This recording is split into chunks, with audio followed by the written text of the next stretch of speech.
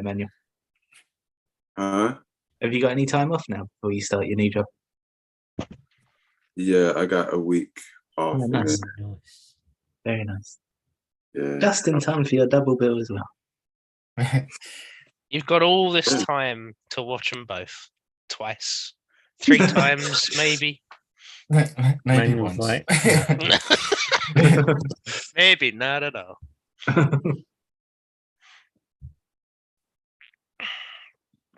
Nice. Is anyone actually turning up? Like Pat or Simon? Is anyone turning up? Pat's apart been on from the 5 toilet. of And us he's that just are turned his laptop on. Yeah. We know what Pat's like. Where is everybody apart from the majority present? Yeah, Pat's computer's updating and Simon's got asthma apparently. But it's also Chinese New Year tomorrow, so he's probably quite busy. Bad case of Chinese asthma. Yeah. Is it that important that he just fuck the asthma? He just has to do the Yeah, with the rabbit. I have to cook with the rabbits. If he's back at work, he's probably like going through a lot today with Chinese New Year and new asthma. I could imagine him just standing there with a paper bag and gotta make it. The only thing that calms him down exacerbates his asthma. That's just silly. He's going to go.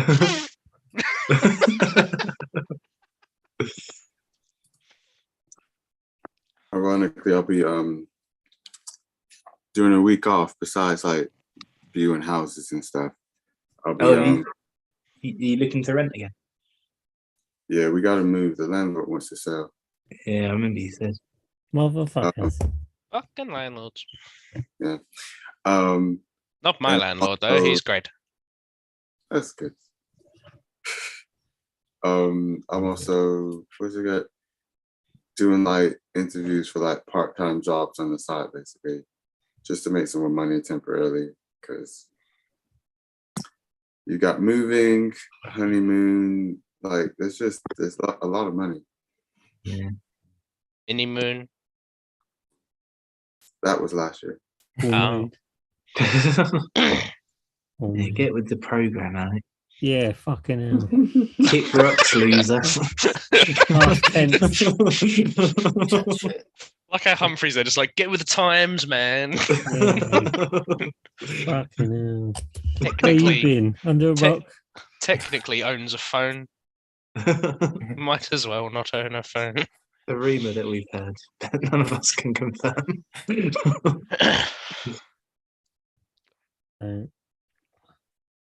Come on, Patrick, come on. Ben, your last 3 picks have been picks that I was going to pick if you didn't pick first. Oh, wow. Interesting. Thief. I was a bit upset that you picked this before me, but at the same time, now, with hindsight, it was the correct choice. Why? Because you didn't like it as much as you remember. I like it. I really like it. I think the thing's great. Except for the story. Yeah, the story's a bit. I still like it. You rate it for story? 6.5. Okay, not much different than me. Yeah, my enjoyment score is far higher as usual. Oh well, we've got a new subscriber called Oh. Julio Cesar Garcia Guerrero. Hola. Hello, Julio. Cool. Oh, this is so frustrating. This is really low energy for our new subscriber.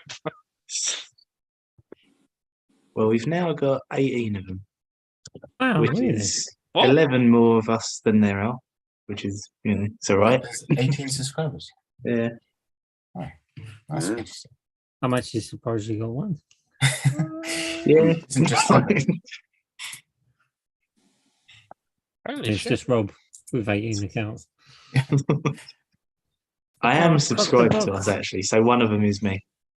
Gotta cook the books. Oh, Pat. But I do sometimes think, I wonder if people go onto our channel, and because all of our videos are about around 2 hours, they just think we're uploading the films, possibly. Yeah, pretty Yeah, just That's true. Yeah. This is annoying. How can I not? You came and you gave without taking. That's actually C'est bad that was him. Oh, Patrick, why do you have to shit all the time? Especially during film club. Oh, Humphrey, I'm you not very didn't good even at rhyming. show up last week. Yep. Yep. While we're waiting for Pat, do you want to say your things about After Sun, or have you forgotten it exists? Yeah. It was. Aftershock. I can't lie. It was probably one of Rob's weakest films, in my personal opinion. every time I pick my favourite film of the year, you say that. No, seriously. I was thinking about like the other films you picked, and I was like, how would the Duck was supposed to be like a shit film? And I was like, I probably enjoyed that more than. Yeah, I said at the time, like I didn't expect everybody to get along with it because it's very slow and it's very subtle, and I think it's quite easy to tune out of it if you're not picking up on the subtleties. But I The think Duck. No, a little bit, to be fair. That's subtle. There's a fucking weird duck man But smoking. yeah, no, I genuinely believe that After Sun's a masterpiece, but I think why it's a masterpiece is easily missed. It's because of the lack of quack foo. Exactly. I don't know. It just there was bits where it just lingered, and I'm like, what's gonna happen? I think one of the most poignant parts of it that kind of got me was when he runs into the sea. So I'm like, oh, has he killed himself? And I was like waiting for it to be. They say to her, "Oh yeah, your dad's done this," and she's basically left there in where was they? Spain, Turkey, but close. Turkey. Oh, I can't It's remember. basically the same. It's near there. But no. So I was expecting that, and then when she gets in the room and he's just start bollock naked, laying face down, I was like, "Oh, so he's not dead." But yeah, there was bits where I was just like, "Okay, this is why are they lingering on this scene?" And I felt like they was too long. But that was just me. Yeah, I think you need to watch it a couple of times, to be honest, because I saw a review of it which I think was spot on, and the review was basically I didn't realise how much I loved this film until it ended. And I think once you know what's coming, and it's all kind of like, well, on that second watch, when you can sort of go through it and sort of see where it's going, and you can pay attention to the little things a bit more, then that's when you realise why it's such a good film. So, But yeah, I knew it wasn't going to be for everyone. so I gathered that they was alluding to the fact that he dies. Is that Well, kind of- possibly, yeah. I mean, you can read it that way. I think one way or another, he's not around anymore, but you don't necessarily know why. but because she's got his video camera I And would his have rug. thought- yeah, so it's kind of because like the idea, like I gave her the symbology of like him walking towards the door into the abyss, is what you say. Because normally, if you die and you walk into the light, I gather they was kind of leaving it open to the fact of she either left him, not left him, he left her, or that he's died and he's gone into because like when he's in the club and she's trying to wrestle with him, Yeah. it could kind of denote that it's either he's lost himself to, I don't know, drugs or whatever, and she's trying to get him back, or she's kind of dealing with grief in a way of like she knows he's in this situation and she's trying to claw into that kind of that person. Well, no, he's persona or whatever. I don't know how to explain it, but like she's trying to cling on to that.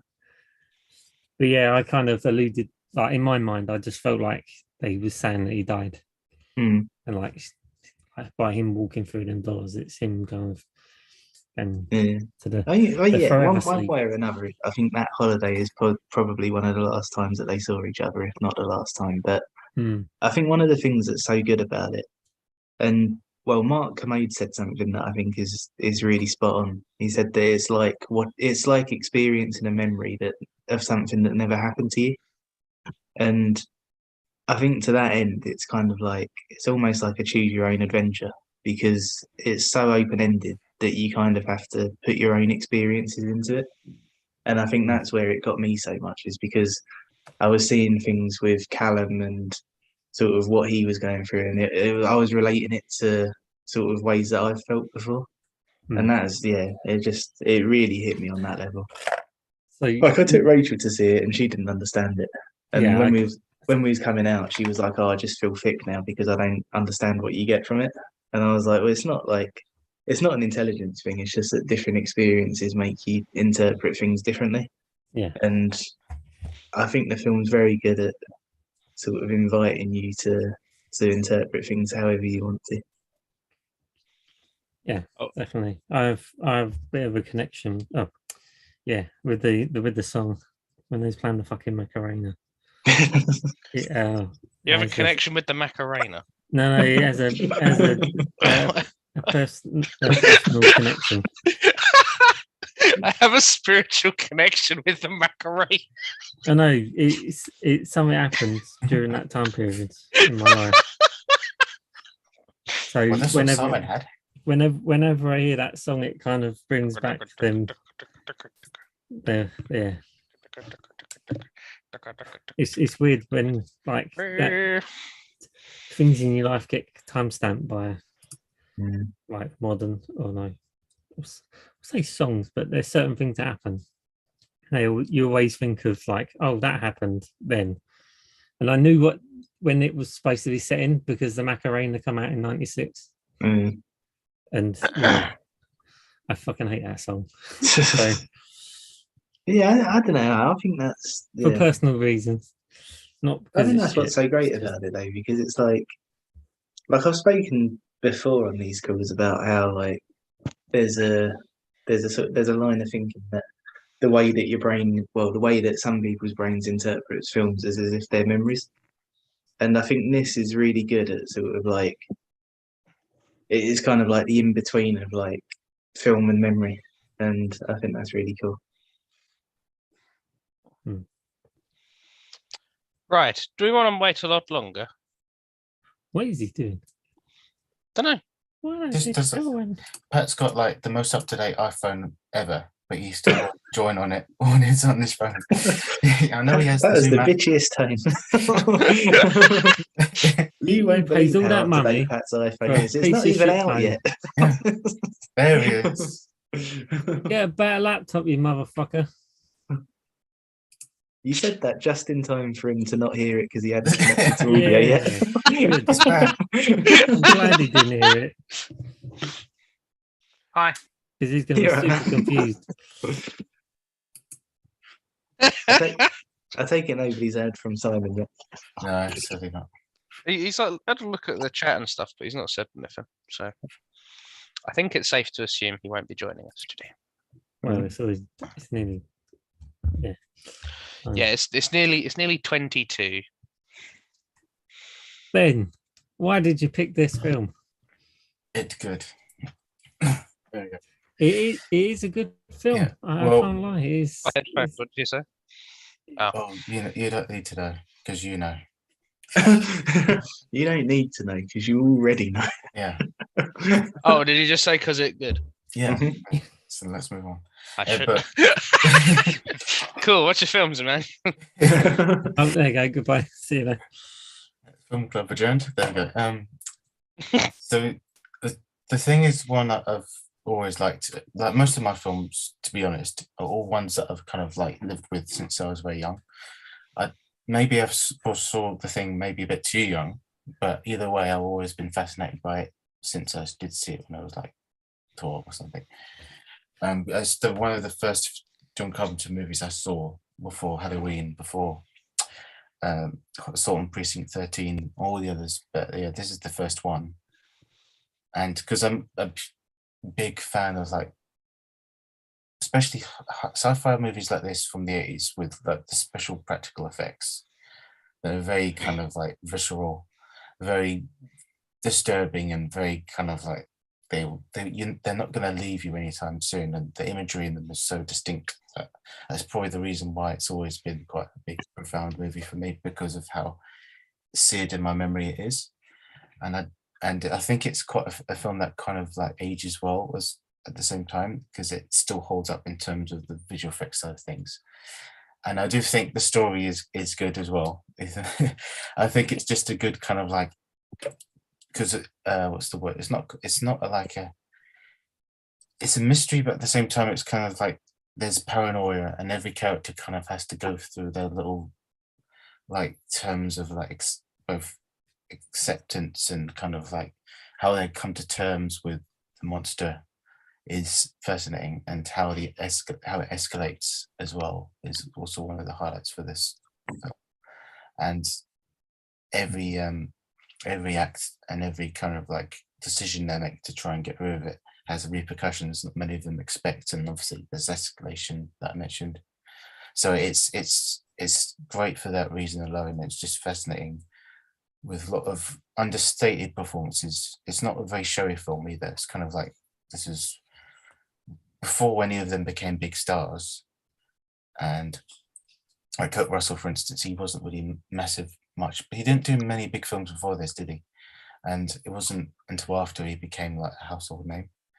So I think it's a strength of the film that it doesn't rely on too many big names. You're just in there for the characters themselves, and the setting of pure isolation, and just being like there is little hope for them.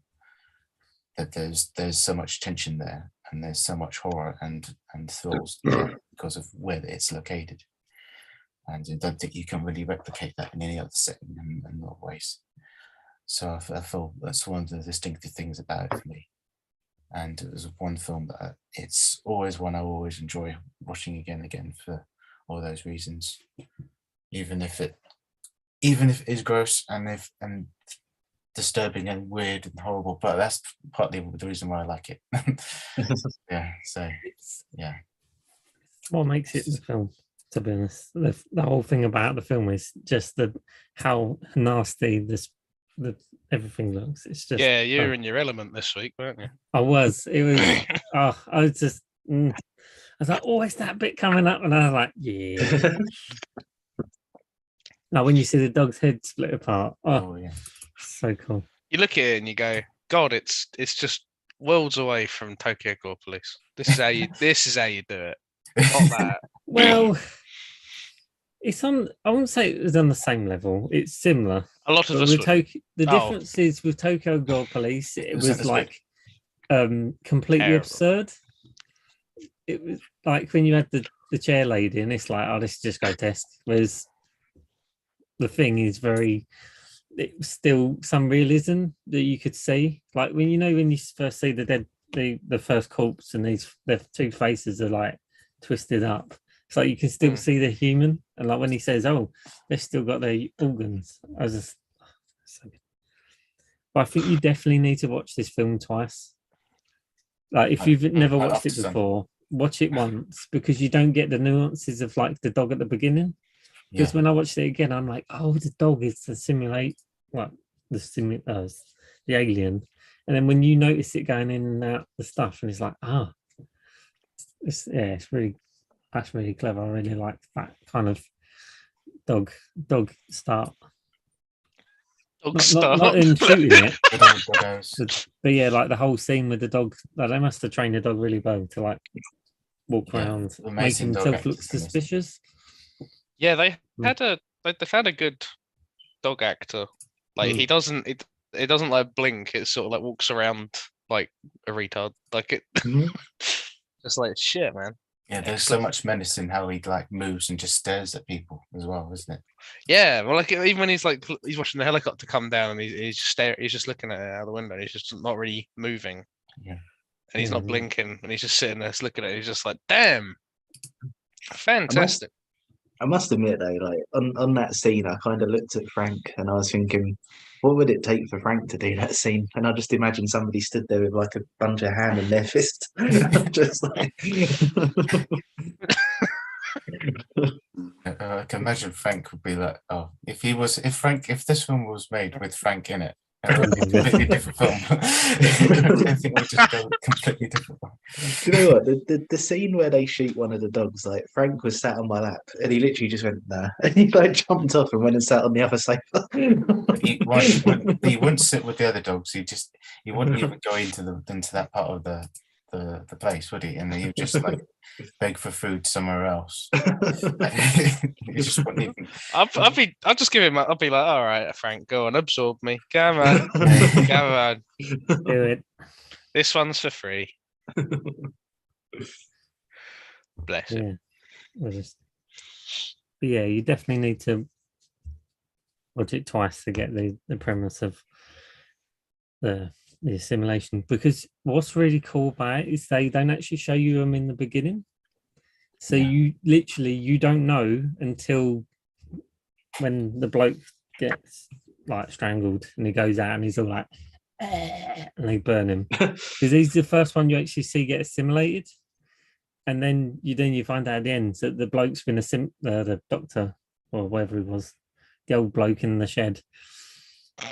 But when he becomes bad, like the ultimate bad guy, and starts fucking everything up, you only realise at the end. It's really cool. You know, he wasn't like okay, well, yeah. Right, who wants to do personal statements? Yeah, I'll do one. All right. Oh. I think my sort of like my memory of the film is probably similar to Ben's, because I think I probably watched it when I must have been about like 13 or 14. Like it would have been around the time that I first watched Evil Dead and went like, oh God, I love this. And then I definitely watched Halloween before this. But I remember doing that thing that I've spoken about before where I'd seen Halloween and thought, oh, this is awesome. So I went to Blockbusters and looked for other John Carpenter films, and this is the one that was obviously like readily available. So I think this was probably the next one I watched, and then maybe Big Trouble in Little China, possibly. Oh. But yeah, I remember getting this on DVD and watching it in my bedroom on like a little sort of 14-inch CRT television, and I just remember being like blown away by the practical effects in it. And I still am now, to be honest.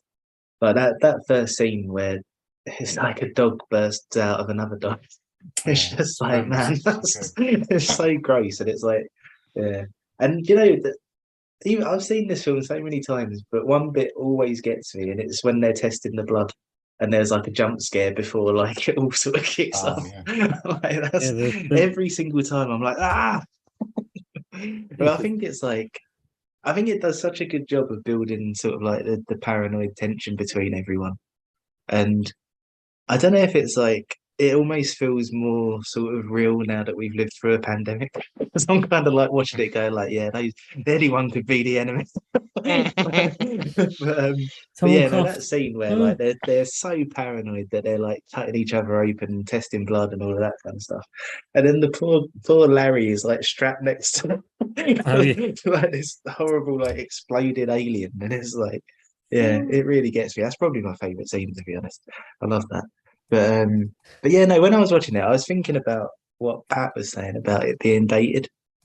And I was like, I wouldn't use the word dated, but I can see what you mean. Like it's very much like it's of its era. Like you'd never mistake it for being anything other than like an early 80s film. That was a very funny exchange though. He went, this is aged badly.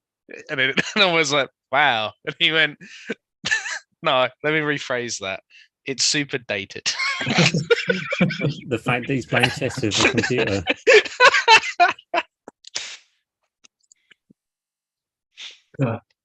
What a great film. Yes. Who wants to go next? Pat. Yeah, go on, Pat. Yeah, Pat. I've been I'm doing the old thing we used to do at school. when no one will say anything, and they pick people at random. You're like, no, not me. No, I'm not ready. Lady McLaterson. My experience with this film is a lot later than Ben and Rob's. Oh, really? I think, yeah, I only watched it for the first time probably 10 years ago. And you Oh, quite a while still and you then. watched Yeah. Nightmare on Elm Street when you was like 6. How the fuck does that happen? Yeah. Yeah, I know. To be fair, like the only Carpenter films I'd watched up until that point were Halloween and Assault on Precinct 13. You watched Assault on Precinct 13 before this? Yeah, That's really weird. That's it was on Sky like when I was a lot younger, never and I watched sat it. down and watched it. Mhm. Oh, it's a Um, good one. But I watched that, and I watched the remake probably before I saw this. Oh, what You did- saw the remake before you Oh, saw this? how- right? Not the reimagining of this one. I'm talking about Assault on Precinct 13. Oh, Oh, right, oh, right. Okay. I forget um, that one. But like, even when I watched it then, like it looked like a really old film, but it sort of hit all the right notes.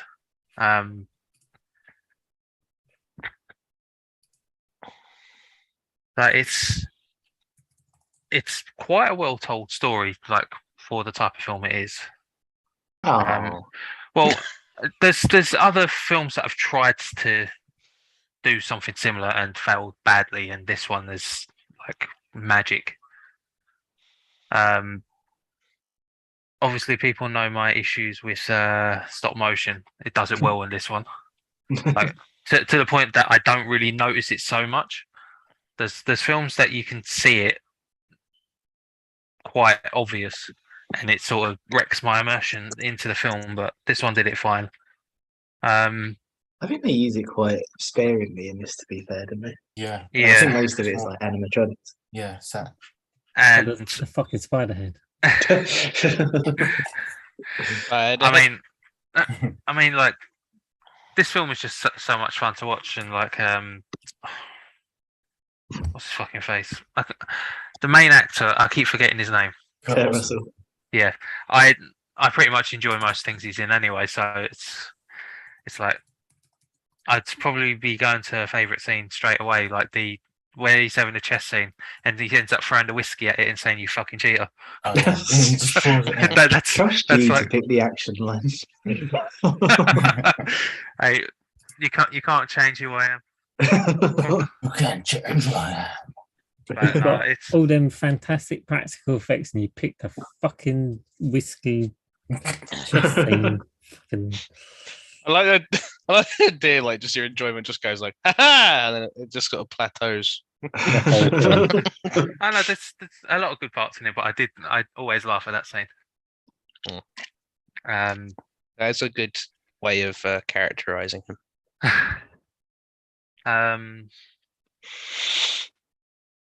Yeah. Lovely. Emmanuel, do you want to go next? I would. The thing. That's the thing. What thing? Don't. If that is your real name. Is it Emmanuel's in the simulation? Nah, I'm Mr. Freeze.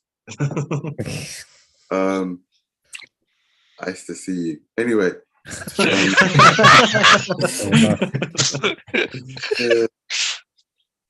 With this film, I think I might have heard of it before, but to be honest, I didn't really know or kind of familiar that it even existed until you picked it. And it feels like vaguely like maybe I've heard the name or something before. But yeah, this will be the first time I watched it. It's interesting. There was only one part that annoyed me with someone's acting. But besides that, I thought it was well made. And it was all right. Thought it was decent for the time. Had a solid premise. You don't need to know what happens afterwards. It's pretty pointless. Like they're probably gonna die. most likely. Yeah, they both will. If they don't freeze to death, the thing will get. Yeah, because obviously they don't really have a way to get out, or maybe they do. I don't know. I assume there's at least one vehicle left. Who knows? Maybe not. But yeah, it was an interesting one. Speaking of what happens after, what would have been quite a good double bill for this is Invasion of the Body Snatchers. Because it kind of like, if you watch it in that order, it kind of acts like a sequel to it. Because it's like, it's not just on an Arctic base anymore. It's like It's an spread. actual pandemic, and everyone's Yeah. got to wash their hands and stuff. It's I basically was what thinking, that thing is. huh? Sorry, man. You continue. Now, what you say? I was just echoing Rob's point. Is that the thing's idea of taking over someone's body is basically the same premise of Invasion of the Body Snatchers, so it could easily work in the same sort of universe. Yeah, I think in the background of my mind, I was thinking of that film and also COVID. But yeah, it did make me think of Body Snatchers, but I haven't seen that one either. No. Me neither. No, I would like to pick it up.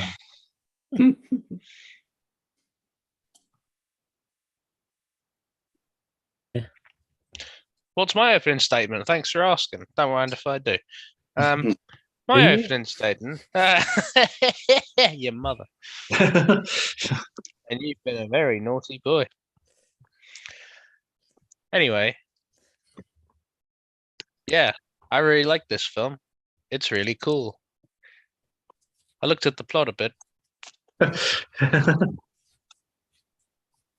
Still like it. It's not bulletproof. Quite rare. If- Because normally, if you hate a story, it's just then everything else kind of. Stumbles. Yeah, like Nick hates a lot of things. I think like I appreciate the concept of it. I appreciate the setting. There's some like cool little there's some cool little moments because like I made when I watched it the second time, I was like looking out. I was paying particular attention to what Palmer was doing because I remember one of like the very early shots is like the husky walking into the room of like a curly haired person, and I was like, I'm really sure that's Palmer. So I was like trying to watch him, see like what he does. And I was like a little bit disappointed like early on, but there's like a little bit where they're talking about going outside and splitting up, and Kurt Russell goes, "Okay, Palmer, you go with Windows." And Palmer goes, "I ain't going with Windows. Fuck that. I'm going with Childs." And everyone gets it just gets everyone's back up like instantly. And it's just like this one little thing that like he's done to just kind of derail the whole situation. And I was like, oh, knowing he's the alien in that like just in that little dynamic there, that's really funny. Like he's like Kurt Russell's trying to mobilize him, and he's like just thrown like a complete fuck, what's the word? Like monkey wrench, I think is the thing. But he's like disrupting it and stuff. And I thought like that's really neat, knowing what I know that he's going to be the alien later. But yeah, people asked me at work, "What's the film this week?" And I said The Thing, and the amount of people who went, "What, the guy made out of rocks?" was too fucking high. These people, man. They need to get a fucking life. And then Fucking was classic. I then was explaining it, and I was like, "Yeah, here's like a little screenshot from it."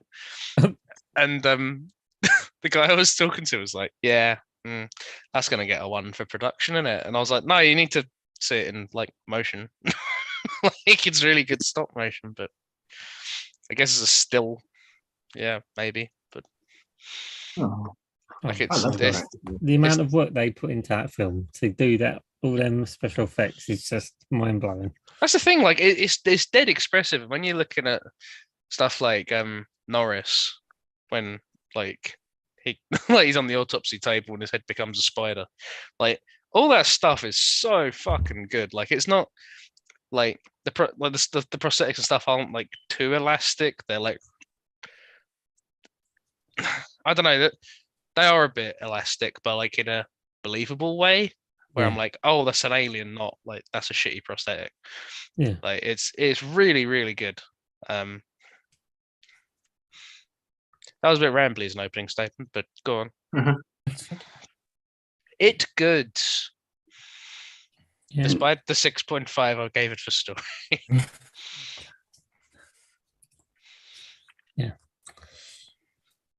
Fucking loved it. I did. Yeah, I was before watching it. I'm thinking, oh, I'm going to give it all tens because I know it's like one of my favorites. Like it's up there with. I think to myself, was it in my top 3 favorite films? Because I know it's pretty high. But then when I watched the acting, I was like, okay, some of it's a bit. So the acting didn't get that magic 10. But yeah, I just. Wilford Brimley's kind of crappy in some scenes. it ticks all the boxes for me. Like you've got the suspense, the kind of paranoia, horror, and then you've got the special effects, which just make the film. It's like it's so iconic for that spider head scene where the head just comes off, falls down, and then the arms come, the legs come out, and it's just. I'd say my favorite scene is probably the bit when he puts his hands through his chest. Oh, really? I'd say that was as shocking as the chest burster in Alien. Because he's like, the chest, man. because it's really funny because I was like, oh, this is the bit, and I was just like, I'm waiting for his hands to go up, and then when his hands go up and it's cuts, and you see the fucking chest go, bite his hand, and he's like, fuck, and you can see it looks really plastic, but it just fucking is so shocking. It's like, fuck. I can imagine like people in 82 watching this film like awestruck or probably puking because it's. I wouldn't have thought many films have been that kind of visceral to that level of gore. I remember when I first watched it, and like it's like sort of just forming itself, and I was like, I don't know if this is like bad creature design or not, but then like it keeps just kind of folding over itself and over itself and over itself, and I was like, no, this is really good character, like creature design. Like it's just this fucking mass of things I haven't figured out what it's trying to be yet. It's just kind of, I don't know, being life like for a bit. It's just like Jesus. Remember, the monster is the plasma that kind of resimulates kind of the things it finds. So in essence, it's not a person; it's just this kind of like a disease that just kind of goes to someone and takes them over. Oh, so good. But yeah, kind of. I really love like Lovecraft stuff. So this is kind of on that level of the body horror kind of cosmic darkness. So good. So good. This is the stuff I really appreciate with like cosmic horror and that way. Like you're only going off the information you have. Yeah. And like it's just something that doesn't necessarily understand what you are or like its relation to you. It just exists to take your form and survive. And it's just like, man, that's so fucking that's really simple, but it's really fucking creepy. Yeah, like it's like a kind of not caveman level, like a primal kind of. It doesn't care about you. It just wants to survive. And it actually deceives people. It's smart enough to deceive people into thinking that they're the people they are. Like there's a bit that gives away that the I can't remember his name, the bloke that gets put in the shed. When he says to him, "Oh, I'm feeling a lot better now," and it's like, that sounds really strange. Like that's such a me moment as well. Like you just open up the little tool shed and there's just like a noose just hanging there, and it's like, can I come in yet? Yeah, like when he says to him, "Oh yeah, I feel really better. Can you let me out now?" And it's that kind of like, wait a minute, because they've not picked up on it because they think he's just having a mental breakdown. But you kind of feel like this is out of character for him? Well, his whole thing is I've worked it out. I see what this thing is like doing and how it operates. So what his primary goals are is he's going to dismantle the helicopter to stop it escaping, and he's fucking up all like the radio equipment to stop it being able to contact anyone. Like he's trying to stop it getting out. So, but he's going to get resistance for it. Like, so he's not actually. I don't think he's actually infected.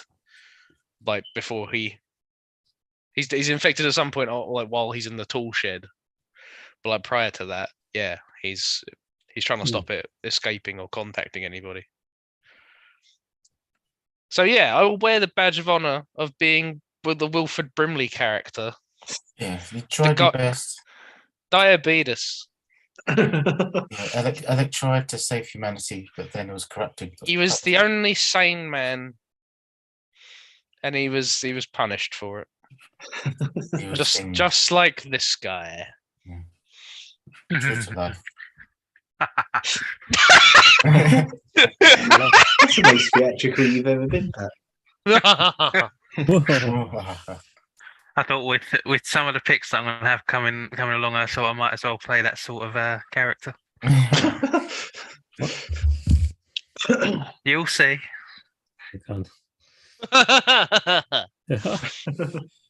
Not Phantom of the Opera, is it? No, I've never seen that. That weren't like that at all. That's going to be fantastic. If That's why I've not watched it. But if he just watches it, and he's like, "Oh my god, it's Gerard Butler." That would be, oh my god, it's actually brilliant. Do you know what? Speaking of Gerard Butler, when I was walking back from the station yesterday, a bus went past with a plane advert on the side, and just seeing the bus turn the corner with it just really made me laugh.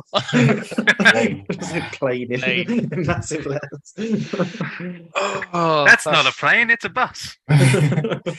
I see you've played Planey Bussy before. That's not a trailer. It's just a really, really long bit of the movie. Oh man! But yeah, going back to what you were saying about what was it? There was a bit that made me think of something else. Oh, it's the thing about it being a primal fear and all of that kind of stuff. But you know the scene where Kurt Russell. I really like the dialogue in the scene, by the way. Like the way he's like, "I know I'm a human, and I know some of you are humans because if you weren't, you'd all just attack me now." It made me think of this thing that I saw a little while ago. It's like a theory about the uncanny valley stuff, and it's like the theory is that the reason that like the uncanny valley is a thing, and we have that kind of like response to things that are so close to human but aren't human. There's like this idea that maybe in like oldie woldy times there was something that looked human but wasn't human, and now that's why we've got that instinct. And it just made me think back to that, and like just that thought was really creeping me out on that bit. Yeah, that's quite a disturbing idea because he's like you think it's part of our DNA to be scared of something that looks almost like human, but we trained our eyes, our minds and eyes are trained so well to spot it or try to spot it, and that's quite unnerving. That's why Humphrey's so comforting, because you look at him and you're like, nah, that grew. That guy's organic, man. It did. That was born, it was not made. How you doing, Emmanuel? You all right? Why'd you hate it so much? It's just not my type of film. That's all really. It's like okay. Yeah. See, a lot of them probably gonna die. You know, but maybe a sequel might be The Body Snatchers or something. Well, we'll see how this plays out. You know, I thought. Sorry. No, you go. I was just gonna say I thought of you at one bit, Emmanuel. It's the bit where the guy's looking at his computer and it's like, what's the likelihood that we're all infected or something? And then it's like 75%. Because I was like, that's not how computers work. And then I was like, to be fair, it might be in the future. Like ChatGPT does work like that. Yeah, true. I didn't mind that. It's just a film, you know, trying to be creative in a way. It got the point across. Basically, everyone here is screwed. Like, They're all Yeah. fucked. We were just looking at it like this is for the benefit of the audience. This little Space Invaders graphic. oh, when they had the cells on the computer graphics merging together, I was like, I wonder how long that took to actually make back then. Yeah, probably quite a while to be fair. Yeah. I really like that scene at the start actually, where Kurt Russell's playing computer chess, and then he just gets pissed off with it and pours his drink into it. Because when I worked at Ladbroke, somebody actually did that with one of the big machines. Like he very calmly came to the counter and said, "Can I have a glass of water?" And I gave him like this little plastic cup, and then he went back over to the machine. Again, really calmly, just poured it all over the machine and then punched it and ran out the door. Was it you? No, I'd have got sacked. Well, that's a plot twist. You're just like, fuck you.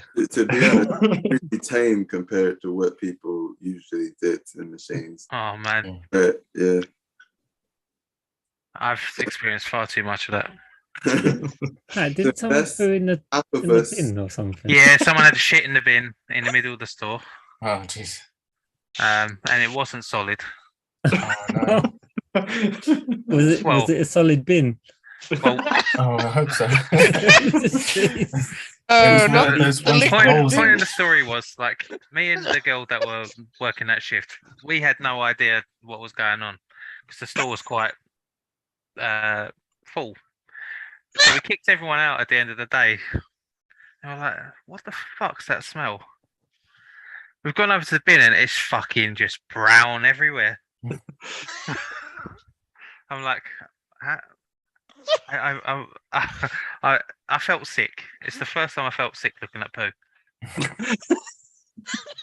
Generally, because I'm looking at my own, and you know, you have to live with your own brand. Your own brand. Lovely. You have to make peace with it. You need to look it in the eye. I don't know what was more sickening, that or the fact that someone jizzed up one of the machines. Oh. Ugh, I didn't know that happened. Wait, was Did that I in not the tell you that presents? story? Well, Were you you might have with done him? that. Yeah, I didn't. No, Yeah. it was. I don't It remember was that. one evening during the week, and like I'm watching football on the TV and in our behind the desk, and there's one bloke at the machine, and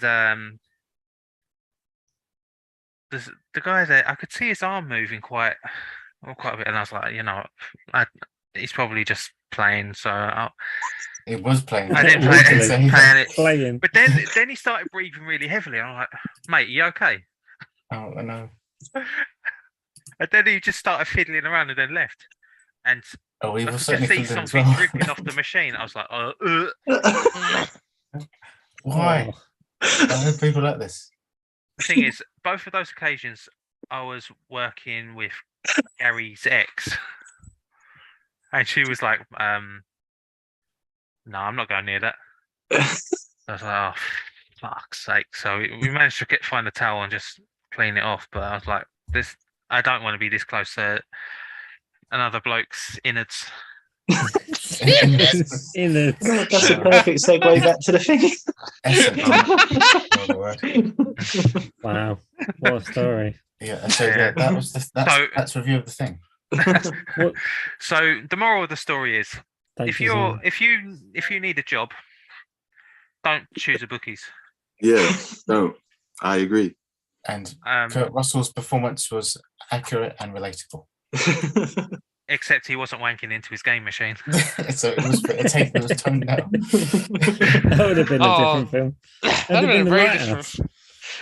Oh, the chess thing just beats him at chess, and he goes, "Right, you've done it now. You cheating bitch, and starts wanking into it.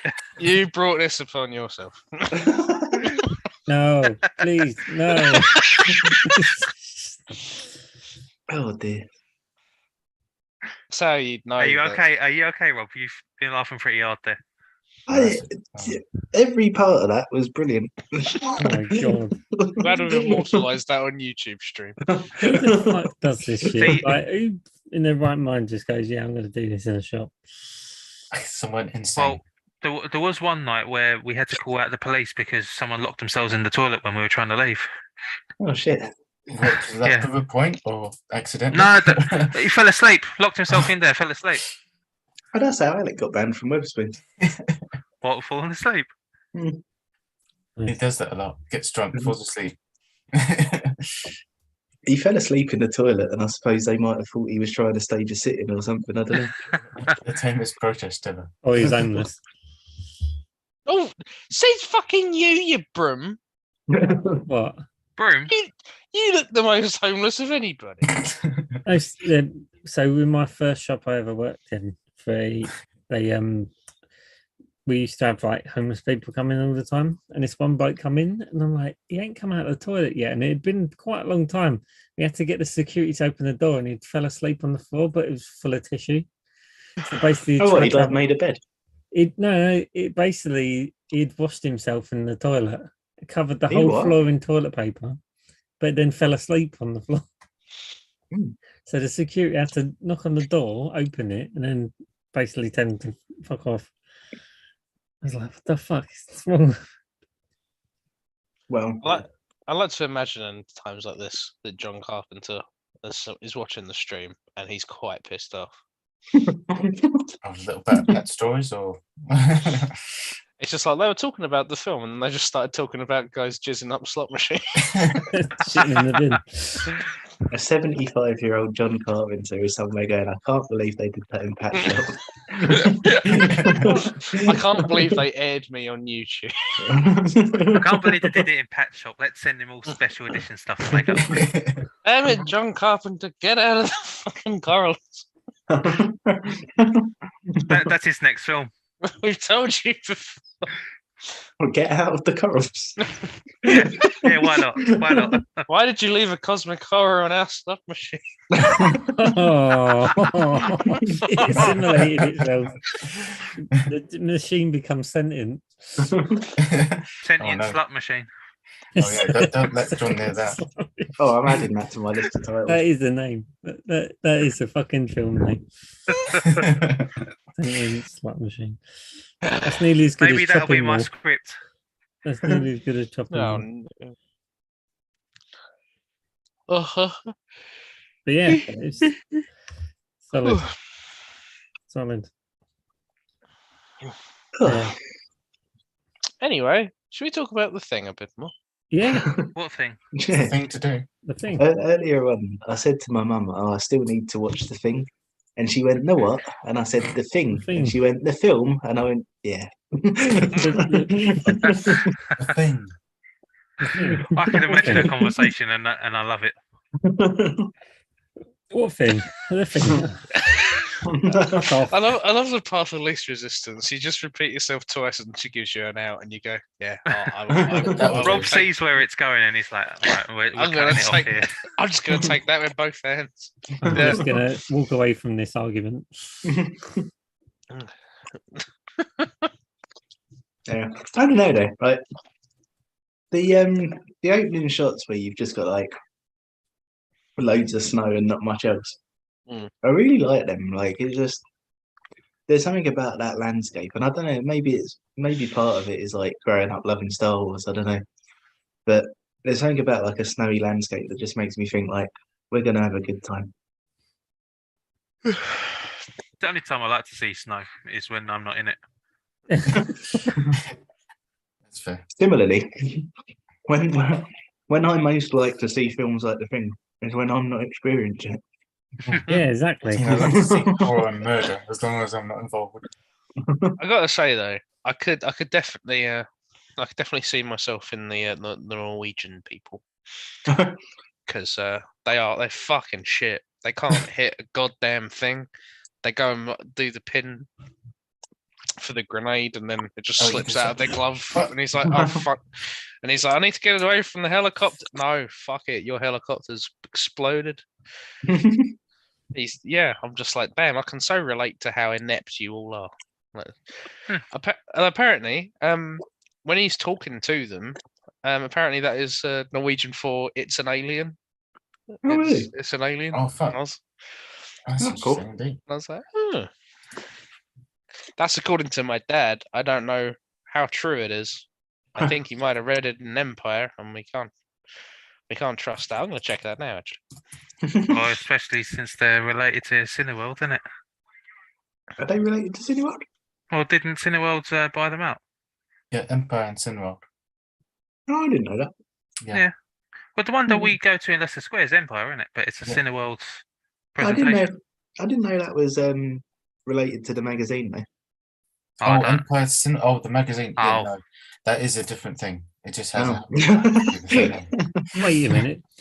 They're going to say fucking name. How's there no copyright Well, like infringement? Empire Strikes Back. and- You like blew my mind temporarily, and then we just went, "Oh no, that's not what we're talking about." I didn't hear the first part. Yeah, what was the first part? Don't worry about it. Oh, The thing.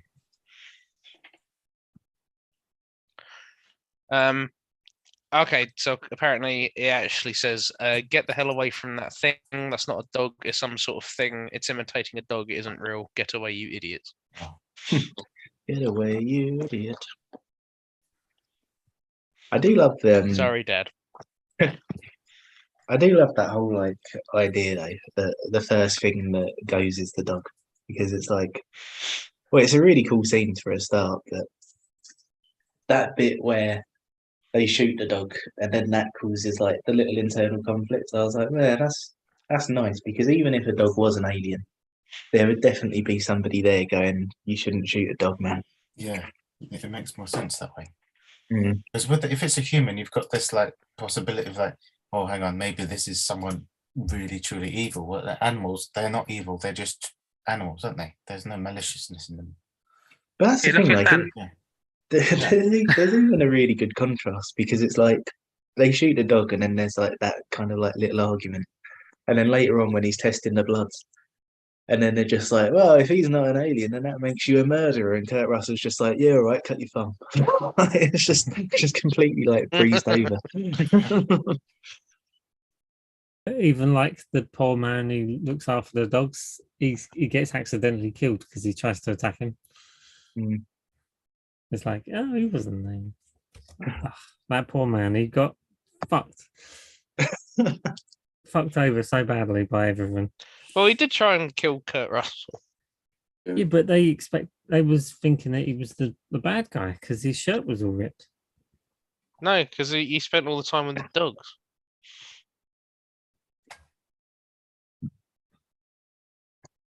It's a bit like when swine flu broke out and the farmers were the enemy. Hmm. I gotta say, that character was really getting on my nerves. Really?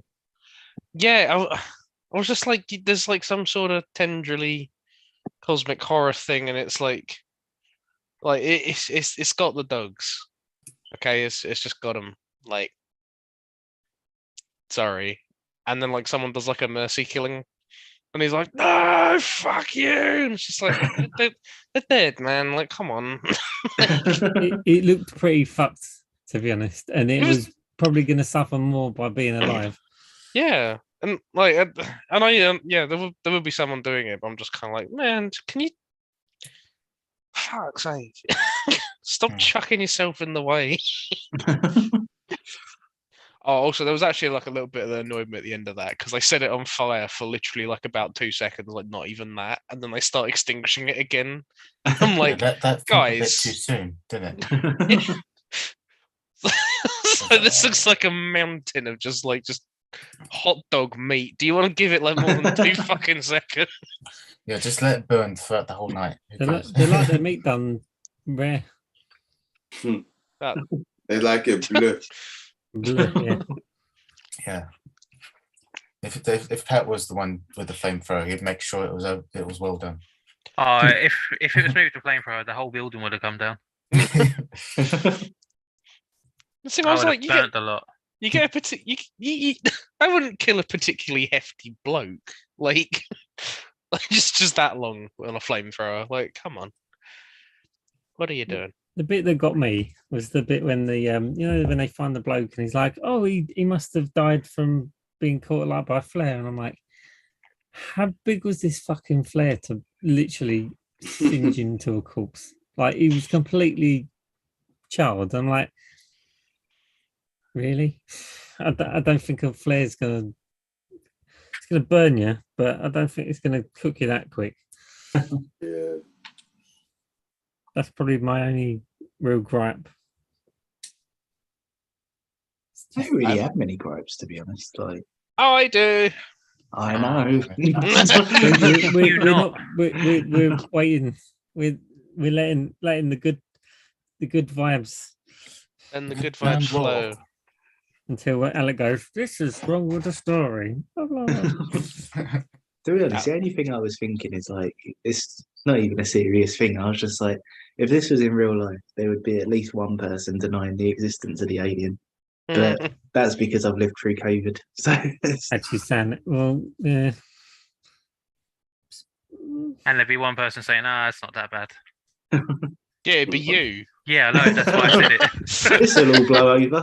Pat, It's not you've that just seen a bad. dog rip It's itself like- apart. Wasn't I think you're all overreacting. You just seen your Especially the mate's Alec head one. just open in two and bite someone else's head. Nah, it'll be fine. What the fuck? I think that one of the best reactions is the bloke on the sofa and he's like, so when are you gonna get off this fucking stuff? like super calm, and he just fucking loses it. So Alec, what's your problem with the story?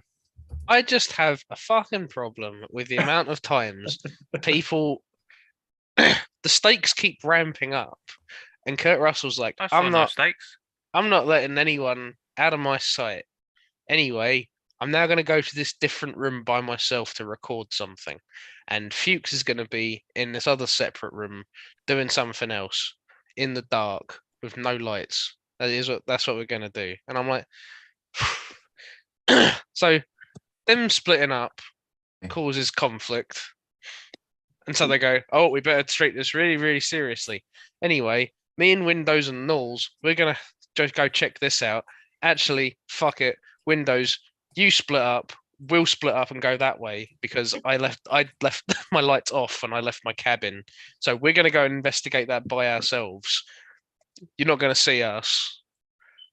But I was like, just go together. Just keep moving together. Do not split up. Stop splitting the fuck up. Because the more you split up, the more like openings you're giving this thing. And so we're at the end, and he's going like, okay, there's only 4 of us left. We kept splitting up. It kept picking us off. So what we're going to do now, you stay by yourself while the 3 of us go and investigate this. And I'm like, what are you doing, man? Like, what are you doing? For fuck's sake. But then the 3 of them go down into the basement, and it's Gary Knowles and Kurt Russell. And then he's just like, let's just set these charges. And I'm like, go together, yeah? And he's gone, no, split up, say fuck all to each other, no sounds, no communication, just, you know, if I don't hear anything for a bit, I'll just assume you got eaten. And that's what happened. I'm like, fucking talk to each other, for fuck's sake. But then the whole ending of the movie is like, Childs, where were you? I didn't see you for like a good part of that. And he's like, yeah. And I'm like, oh, maybe you hadn't split the fuck up. That wouldn't have happened. That's another thing though. Like, it's like, I don't know, watching it post pandemic, I'm kind of like, yeah, people don't need much prompt to act against their own interests. Like, I was just, it all gets done for like expediency. And Kurt Russell's like, if we all go back and say that we found this, that we found Fuchs, then yeah, that'll take a bit more time. So you just go off on yourself, and then Knowles will shut me in, and strand me. Then I'll get the ump, and that'll cause a bit of thing, like a bit of conflict later. Whereas if they all just went up to the cabin, he'd have a witness. He'd have someone to help him out. He'd have an extra person in case the alien is still in the cabin. Like, for fuck's sake, man. Why do you keep splitting the fuck up? And that's such a good shot as well. And he's like, when I left the cabin, I turned the lights off. And I look up and the light's on. And it's like, ah, shit. Ah. It's such a cool little shot. But I'm just like, stop splitting the fuck up. Because the more it happens, the more problems it creates. So I'm like, there's 3 of you now. Do you want to change your approach? I don't think this one's working. And he's like, no, we're all gonna just fucking split up. We're all gonna get killed. I don't want to live. Yeah, that didn't make sense. But could you? Was that all of your 3.5? Yeah, it kept happening. Oh wow. Oh, there we go. It's the thing. It was the first one when they're like, right, tie everybody down. Nobody leave this room. Anyway, I'm going to leave this room, and so's Fuchs. Don't come into our rooms. Bang. And then it's like, oh, because you all split up, Fuchs is now by himself, and he kills himself. No more Fuchs. And it's like, okay, well, that's a big consequence. No, Fuchs kill you. Yeah. And then that one with his cabin, and I'm like, right, that happens illogically. Like, why would you even split him up at that point? But it happens so that when Knowles fucks off, Kurt Russell's like, okay, I'm mad now. I have all the power here. I've got the dynamite and a flamethrower. Fuck you. That all happened because he decided to go, like, let's split up. And I'm like, stop splitting. Fuck. And it's like, that's really consequential. Gary and Knowles both get killed because they split up. That's consequential because Kurt Russell's now got no fucking backup. Every fucking time it happens, it's because they fucking split up for no reason. Yeah, that's all my problem. It was the same problem. They just kept doing it. That's probably a first, isn't it? Like that Yeah, I you've haven't. taken so much off for one thing reoccurring. Well, it's the same thing repeated. Hmm. I agree. I agree. It's a first, but like it's, yeah. Kurt Russell's like in charge pretty much like consistently. So I just found it a bit baffling. He kept doing the same thing and wondering why he kept running out of people. Yeah, a bit silly. Yeah. But if it just been like one instance of it, I'd have taken a point off. But yeah, there were some bits though where I had a look and like, because when Wilfred Brimley's like shooting, and he like nearly shoots Childs, and he like hits the wall like in front of him, and I was like, nah, fuck that. Walls they're not bulletproof. And then I was like, actually, an Arctic base that probably is like pretty thick, to be completely fair. But then they fucked that up too, because when they set Palmer on fire, he just he just walks right through one, and you see how thick it is, and it's about the wall is that thick. And I was like, oh. I did wonder about that, though, because I mean, I haven't done any research into it, but I wondered if an Arctic base would have to be made out of like some kind of special material, possibly. Yeah, it'd have to be insulated to fucking fuck. To give an idea, you still have, I think on National Geographic, they were talking about even way back in, I'm trying to think how many years ago. What's Frog doing? When they were first exploring the Arctic. What? It was just, When continue. they were first, that's okay. When they were first exploring the Arctic, there's some of the stuff that's still around to this day. Yeah, there's a it was cabin. built. Huh? There's a cabin. I can't remember. It's the British explorers, and it's like this big cabin, and it's got all their stuff in it. Yeah, the Shackleton one, right?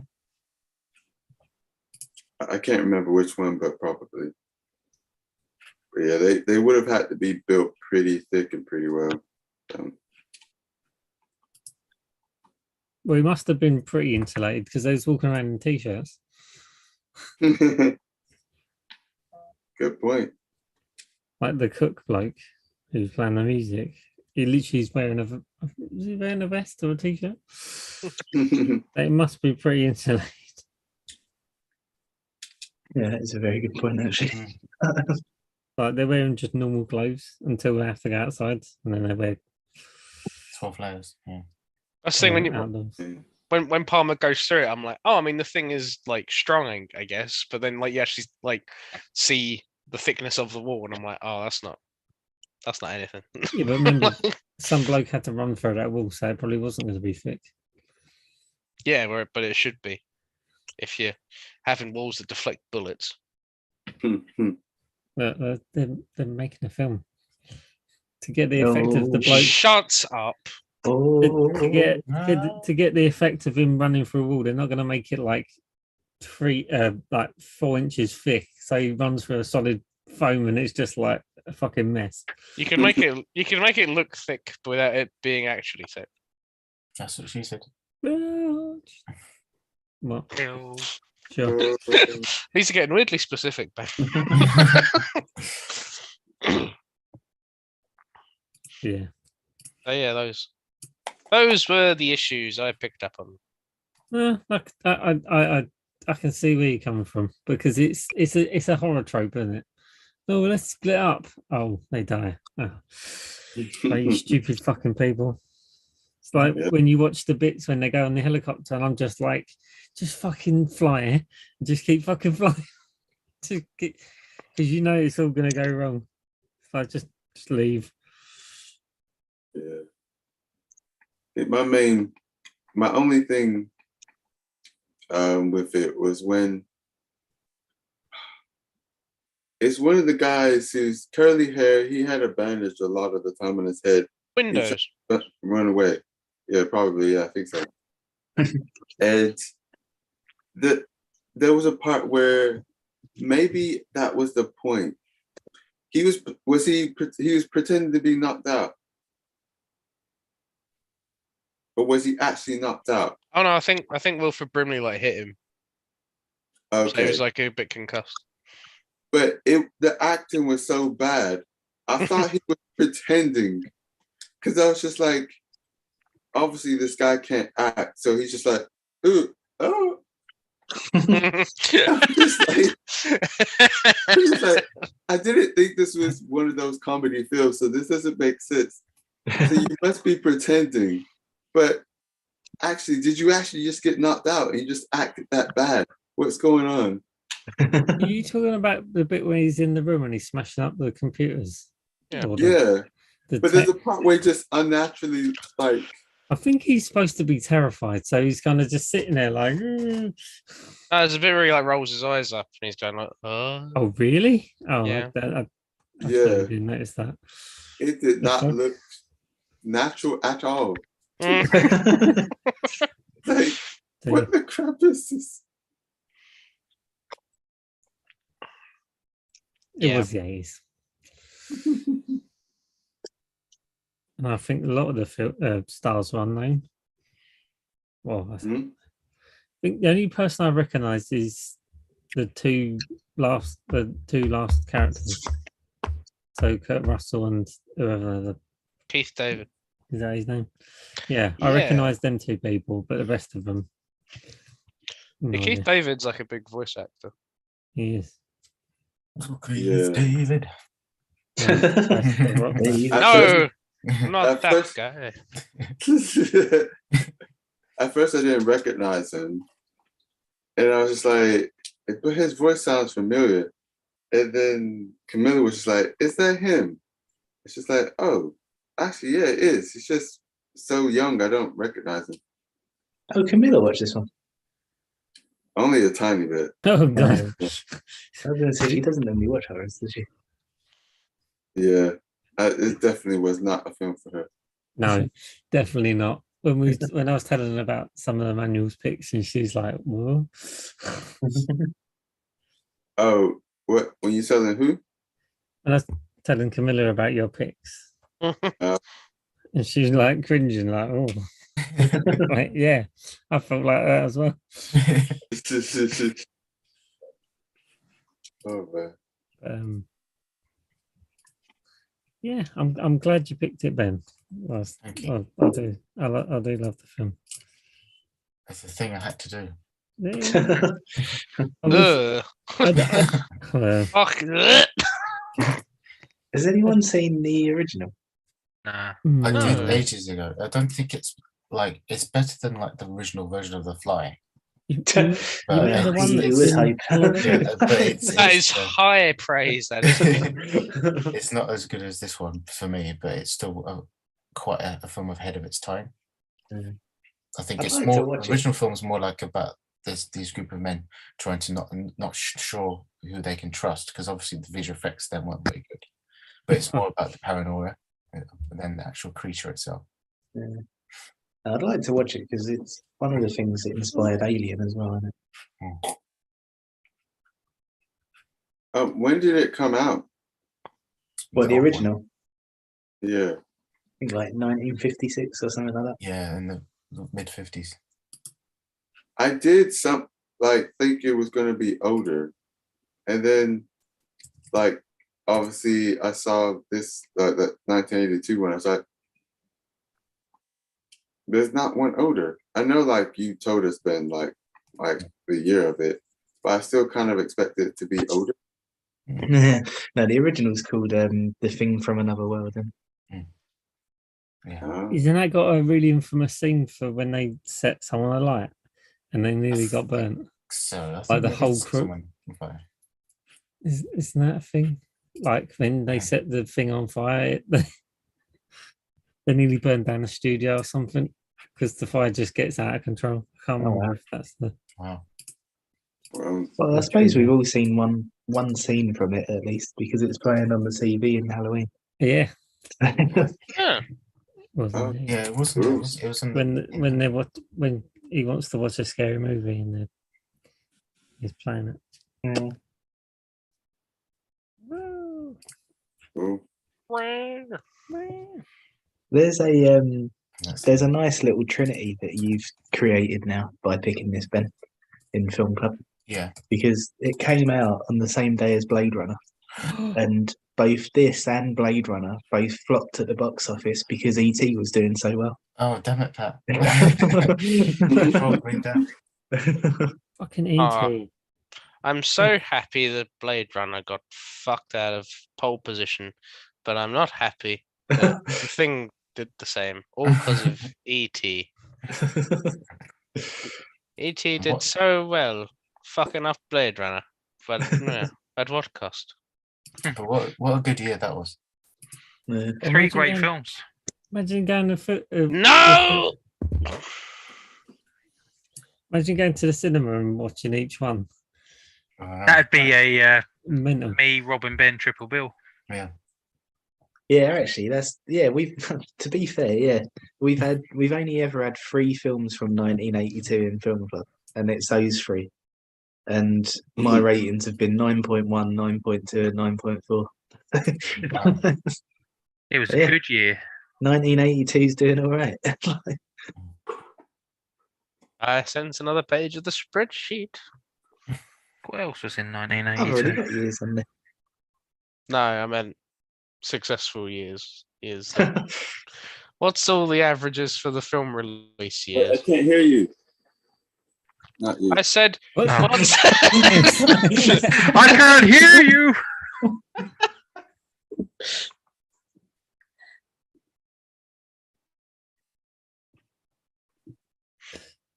Fucking- Conan the Barbarian was 1982 as well. Oh, so I've I've never got to pick seen that. And Yeah, the I've King of never Comedy. seen that. Oh, the King of Comedy's great. Oh, fucking Uh, Alex gonna hate fucking Conan the Barbarian. Uh, I imagine I would hate Rambo fucking First Conan Blood. the Barbarian. I bet he's Rambo got First Blood, Rocky 3. Oh, First Blood. Yeah. I'm just picturing fucking Conan the Barbarian. Swamp Thing. Oh, Something really, that was shit 99. thing. You make my Yeah. heart Russian sing. Oh yeah. Something. Tron. You make everything. Well, Swampy. Tron was another one. Has anyone seen the movie Tron? Swamp Thing.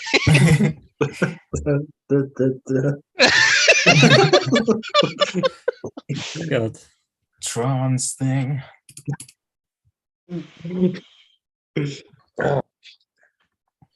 And Conan the Barbarian.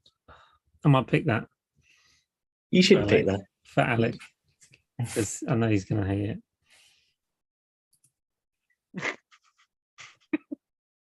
Yeah, I'm curious to see Conan the Barbarian actually because I've I grew up.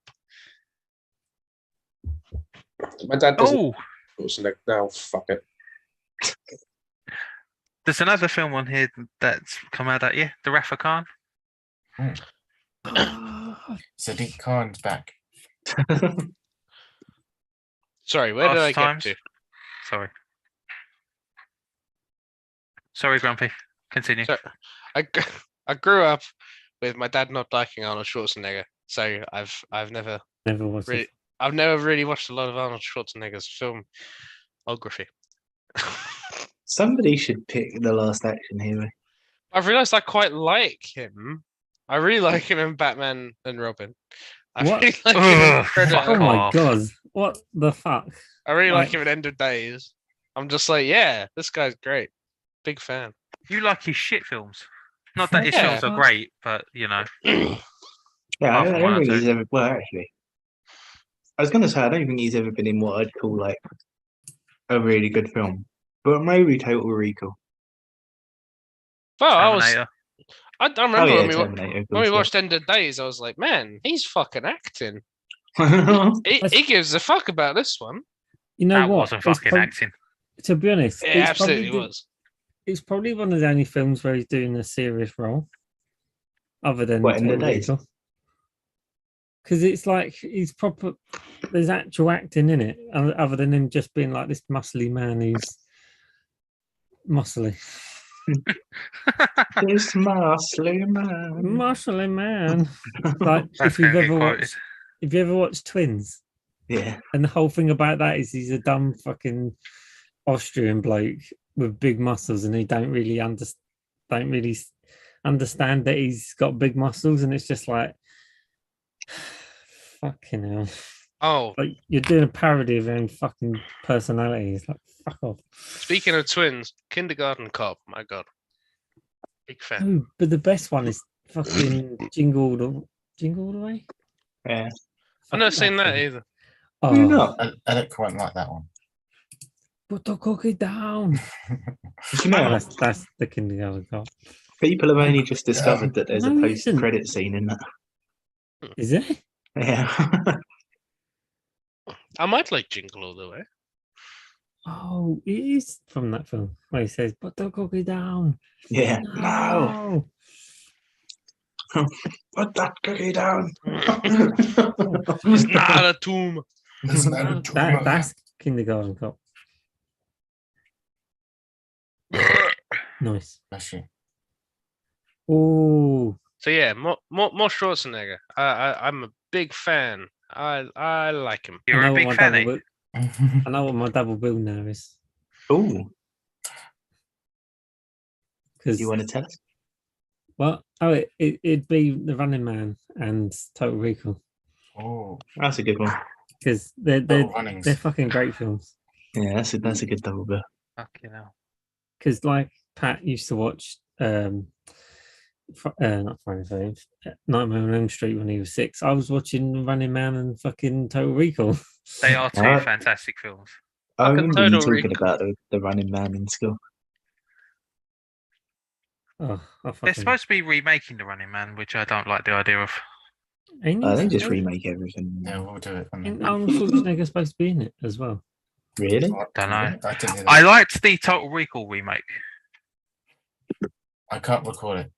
On It's the Nero. most- Yeah, I Way! don't the one remember where they hating it. put a fucking train line through the center of the earth, Yeah, it wasn't on Mars, was it? and they was like, "Oh, we're in England, and they've got American tube trains." or subway trains, I should say, but they're supposed to be in England. I'm like, you can fuck off. They don't. They're like red and white, but they're by the New York subway trains. I'm like, who fucking made this film? A When it had bitch. Kate Beckinsale in it, and I was like, oh, I really want to see Kate Beckinsale, and it was just, I hated that film. Oh, Dan, if you're gonna if you're gonna pick Conan the Barbarian, do What? it soon because there's a sequel coming. I know, Conan. and he's going to be in it as well Yeah, because he's But just didn't they- fucking It's not going to be like the shitty. Jason Momoa. Yeah. Didn't they remade it with Jason? Yeah, I never watched it. Yeah, it was before he did Game of Thrones, wasn't it? Yeah, it was a while back. Arnold Schwarzenegger has done some really bad films. Oh, Red Sonja, I forgot about that. Yeah, I mean, That's- look at fucking Batman and Robin. That was fucking the worst one I've seen him in. I wouldn't go Oh, that far. He's brilliant in that. You gotta be shitting me. He might have been good, but the film was absolute hot garbage. Wait, but has anyone seen his first ever film, What was it? No. Hercules in New York? No. Actually, that sounds great to me. Basically, he's Hercules from the mythology, and he becomes somehow he goes to He's- New York. He's Hercules from the mythology. Yeah, Hercules. Holy he's supposed shit. to be, Butter he's up, supposed so to I've be got- this like I'm still Hercules from the mythology. half man, half god, and it's just so shit because he can't really. I don't even know if he's like his actual language skills was that great. So he didn't actually talk most of the film. He's just this fucking big bloke. Because remember, it was what was it in the late 70s? So he was still like bodybuilding shape. So he was still fucking huge. But yeah, the film was just utter fucking garbage. But yeah, that was just before they made Conan, I think. But he did he do Sorry, I just King got Lear a or flash. something? He did a Shakespeare film. Brian. The Last Conan the Barbarian. But yeah, like I grew up watching Arnold Schwarzenegger films, so it's like, yeah, it's got a soft place in my heart.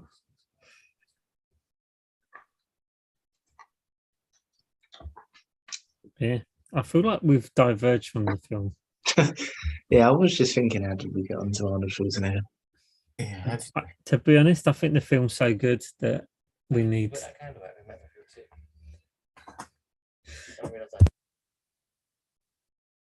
it's that good. Then can't have any words. It's that good that we need Dan to look around his desk for a bit. Has everyone done their favourite scene? Sorry, I was We talking to can my do brother. them. Yeah, I said my favourite scene. Like, I think it's the one with the jump scare from the blood, and then the rah. Well, Larry's like, oh, what's going on? But I also that's my favourite scene in general. But I really like the bit of dialogue as well that I mentioned earlier, where Kurt Russell's like, I know I'm human, and I know some of you are human.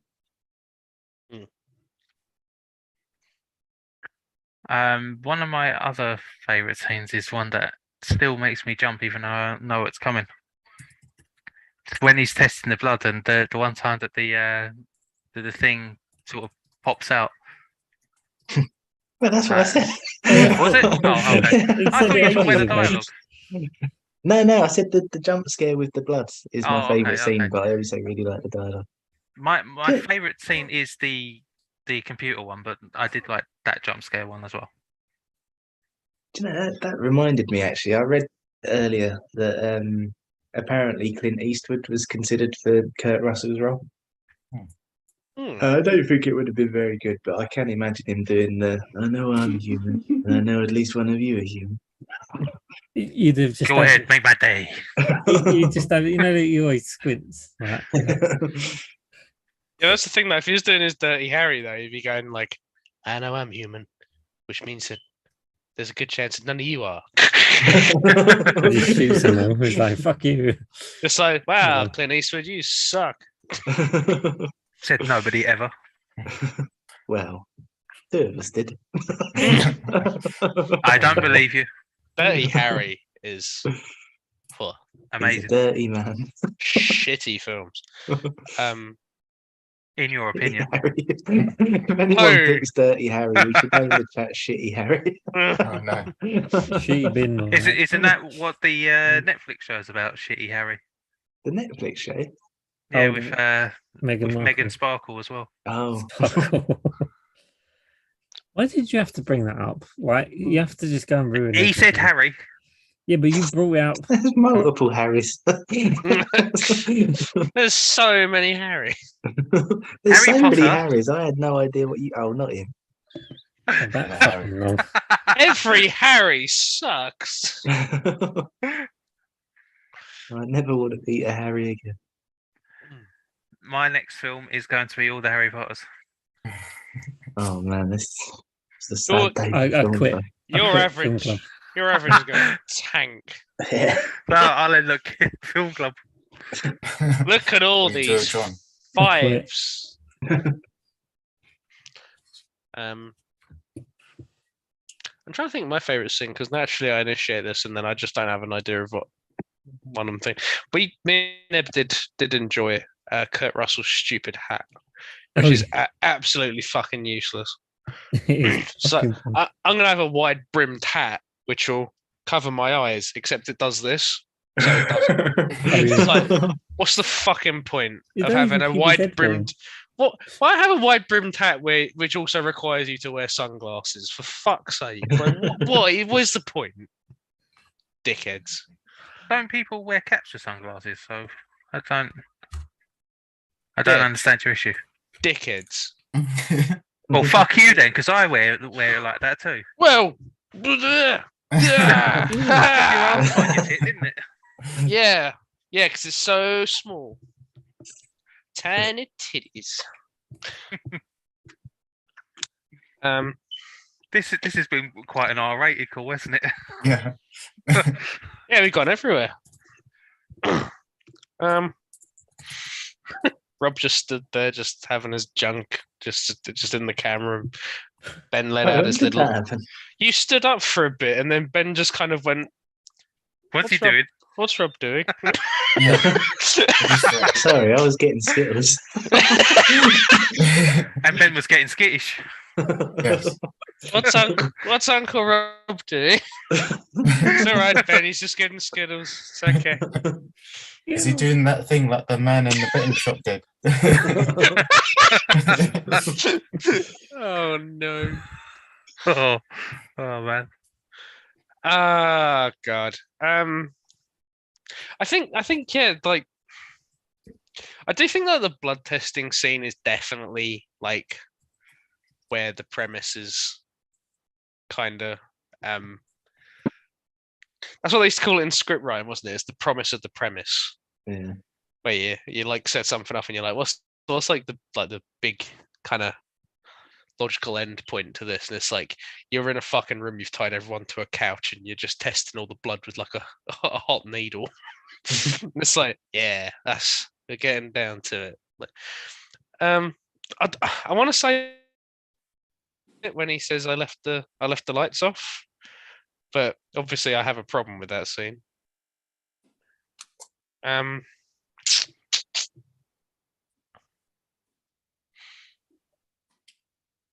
I don't know. It might. I just really like all the stuff with like we're just seeing all like the stop motion and that. It's like I think it's the dogs. I think it's actually the dog stop motion scene where it like grows into this big chunk of meat with a big like eyeball and stuff like that. Everyone's freaking out. Like that's a good. I was gonna say like the autopsy scene, but the bit where you got Kurt Russell on the little spider head, like crawls up behind him, it just makes me laugh. But it's just kind of like a comical little angle. Yeah, that's probably mine.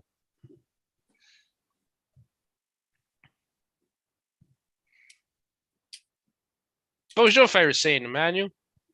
Excuse me. I'm still trying to think of one, to be honest.